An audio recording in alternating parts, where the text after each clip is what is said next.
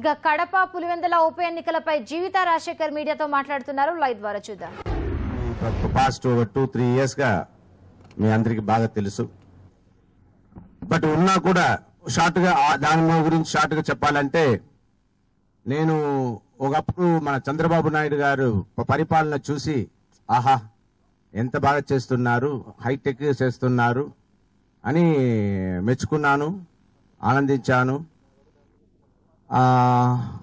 అలాగే ఆయన చంద్రబాబు నాయుడు గారి తర్వాత మన డాక్టర్ వైఎస్ఆర్ గారు వచ్చి పరిపాలించేప్పుడు నేను ఎదురు చూడలేదు.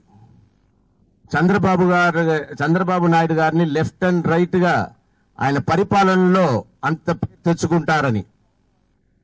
సో పర్వాలేదే, నాకు వైఎస్ఆర్ గారు అంటే ఇంకొక చాలా ఇష్టం. ఎందుకంటే ఆయన డాక్టర్, నేను డాక్టర్. ఆయన ఫస్ట్ నన్ను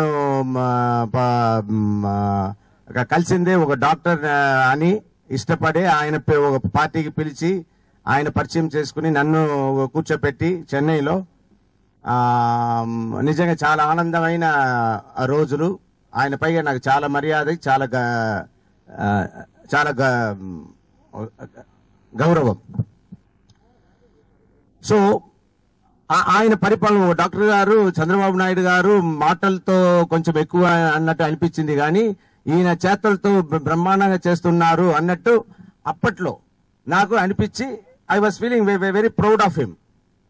ఆ తర్వాత అలాంటి సమయంలో మా చిరంజీవి గారికి నాకు ఏం జరిగింది, ఏమేమి స్టెప్ బై స్టెప్ ఏం జరిగింది, లాస్ట్లో ఆయనకి అగెయిన్స్ట్ గా చిరంజీవి గారికి అగెయిన్స్ట్ గా వెళ్ళిన దాని వల్ల వైఎస్ఆర్ గారి మమ్మల్ని పిలిచి కాంగ్రెస్ లో చేర్పించి వీరప్ప మొయిలి గారు, డిఎస్ గారు ముందు అన్ని చేసి మమ్మల్ని ఈవెన్ ఎలక్షన్ టూర్ కూడా చిరంజీవి ఎక్కడెక్కడ స్ట్రాంగ్ ఉన్నారో అక్కడే వెళ్ళమని చెప్పి ఆ ఊరంతా మేము తిరిగి మేము తిరిగిన ఊర్లో 21 ఊర్లో ఎంతో తిరిగాము. అందులో ఒక ఎమ్మెల్యే గారే ఓడిపోయారు తప్ప మిగిలిన చోటంతా, మేము వెళ్ళిన చోటంతా అన్ని సీట్లు గెలిచింది. సో ఇదంతా గెలవదు అనుకున్న సీట్లు ఈవెన్ వైఎస్ఆర్ గారు గెలుపు తర్వాత పిలిపించి వెరీ గుడ్ అని కంగ్రాచులేషన్స్ అని మమ్మల్ని ఇద్దరిని బాగా అభినందించారు. ఇది ఈ తర్వాత మన అందరి దురదృష్టం, మన ఆంధ్రప్రదేశ్ మా ప్రతి ఒక్కరి దురదృష్టం అని అనుకోవాలి. వైఎస్ఆర్ గారు మన దగ్గర నుంచి దూరం అయిపోవడం.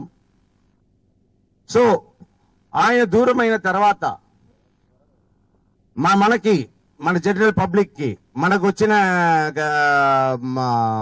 కలర్ ఏంటంటే, షో ఏంటంటే ఫ్రమ్ ద గవర్నమెంట్ ఇలా మన వైఎస్ఆర్ గారి తర్వాత జగన్ గారు ఈ విల్ టేక్ అప్, దానికి అందరు ఎమ్మెల్యేలు వెనక ఉన్నారు అన్నట్టు ఫస్ట్ మన అందరికి చూపించారు. జగన్ గారు కూడా ఆయన ఫాదర్ గారి కార్యక్రమం అరేంజ్మెంట్స్ నుంచి అన్ని ముందు నుంచి అక్కడ తిరుపతిలో డీజీపీ గారితో ఆయన ఇచ్చిన ఇది అన్ని చూస్తుంటే అందరూ everybody is prepared, so is going to become chief minister అన్నట్టు మన అందరికి అలా ఒక చూపించారు. చూపించిన ఇది వచ్చి ఇక్కడ లోకల్ గా వాళ్ళు అనుకున్నది అంటే మన ఎమ్మెల్యేలు ప్లస్ అందరూ. ఇప్పుడు మన ఎమ్మెల్యేలు ఎంపీలు పరిస్థితి ఎలా ఉందంటే, పాపం వాళ్ళని కొన్నిసారి మేము అనుకునే వాళ్ళు చూడు ఎమ్మెల్యే అని అంత పొగరు, ఎంపీ అని అంత పొగరు, మినిస్టర్ అని అంత పొగరు అని కొందరిని అనుకోవాల్సిన అవసరం అందరికి చాలా మందికి వస్తుంటది. కానీ వాళ్ళ పరిస్థితి వెళ్ళి ఎక్కడో మన క్లోజ్ వెళ్ళి చూస్తేనే తెలుస్తుంది. పాపం వాళ్ళు ఎంత జాలరా కొడుతున్నారు, ఎంత ఆ పొజిషన్ కి రావడానికి. అక్కడ ఊరికే కార్లో తిరిగేటప్పుడు, ఆ ఫంక్షన్కి వెళ్ళేప్పుడు కొంత ఇంకా అంత కూడా చూపించకపోతే ఏంటి అన్నట్టే అనిపిస్తుంది. వాళ్ళు ఢిల్లీలో కూడా వాళ్ళందరూ ఇక్కడ చేసుకునేదంతా ఎలా ఉందంటే, అందరూ ఒకరి జాలరా చేసుకుని ఊరి మనం నిజంగా టాలెంట్ తో మనమంట అందరికీ గౌరవం అని ఉన్న పొలిటీషియన్స్ చాలా తక్కువ. మిగిలిన వాళ్ళంతా ఇలా ఉన్నారు. సో ఇక్కడ వీళ్ళు తీసుకున్న నిర్ణయం అంటే జగన్ గారు తీసుకున్న నిర్ణయం, కేవీపీ గారు కూడా ఉండి వాళ్ళందరూ తీసుకున్న నిర్ణయం, జగన్ గారిని ముఖ్యమంత్రి చేద్దాం అన్న నిర్ణయం వాళ్ళు తీసుకున్నారు. అదే మనందరికి చూపించారు. మనమందరూ కూడా ఏమనుకున్నాం, ఓకే వైఎస్ఆర్ గారి అబ్బాయి